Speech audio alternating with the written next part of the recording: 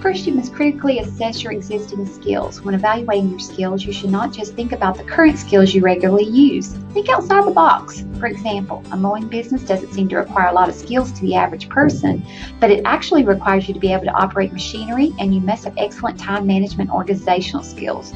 Who knows what you could do if you pushed yourself? For this reason, don't choose a career just because you have the required skills.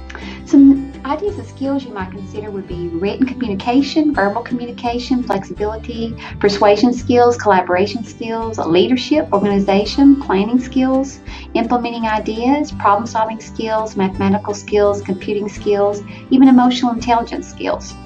From this list, which skills do you feel you possess? Be prepared to write about these skills in a project under the Skills, Abilities, and Values section in this chapter. Are you beginning to understand the importance of spending time on your career choice? According to the dictionary, ability is a competence in an activity or occupation because of one's skill, training, or other qualifications. As I think of ability, I think it describes things that a person can do well compared to other people of the same age. When thinking about a career, you must consider your abilities. What are you able to do well as compared to people your own age? Here's a list of abilities from the Self-Directed Search Career Assessment Test developed by John Holland. Rate each of the 17 abilities on this slide. Use the scoring table at the bottom of the slide. Remember to rate yourself as you think you compare with people of your own age. Try to give an accurate estimate of the way you see yourself. Remember, 3 is high ability, 2 is average ability, 1 is low ability as compared to people of your age. Stop the video and use this list to rate yourself in order to get a better idea of your abilities. Now that you've scored each of the abilities, look at the ones you've rated 2 and 3. This will help you get one step closer to your goal of finding the right career. You may want to create a list of the abilities you've rated average and high. The abilities you've rated 1 can be put on a separate list. This group should be documented as areas you want to try to develop. Make sure you keep your scores as you'll be using the results in a project under Skills, Abilities, and Values inside this chapter.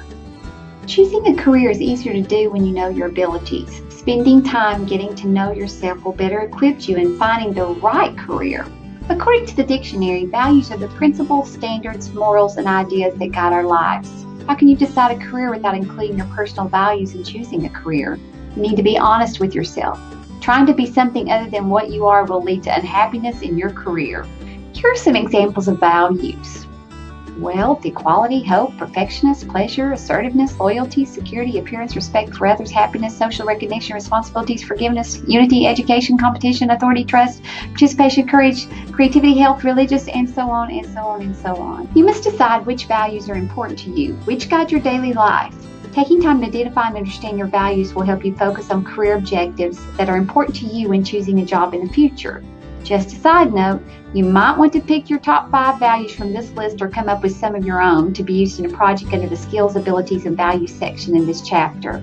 As you determine the important values in your life, keep in mind that there are no right or wrong values. Just as we are all unique in our appearance, our values will be unique as well.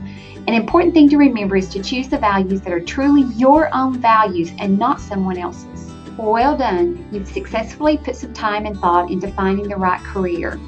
In Chapter 2, you got to know yourself better by investigating several key areas: learning styles, personality, birth order, self-perception, and brain dominance. With that information, plus what you now know about your interests and values, you're more equipped to make the right career choice. Will this guarantee the perfect career? Actually, research says that the average college student will change his or her major at least 3 times before deciding on a lifetime career.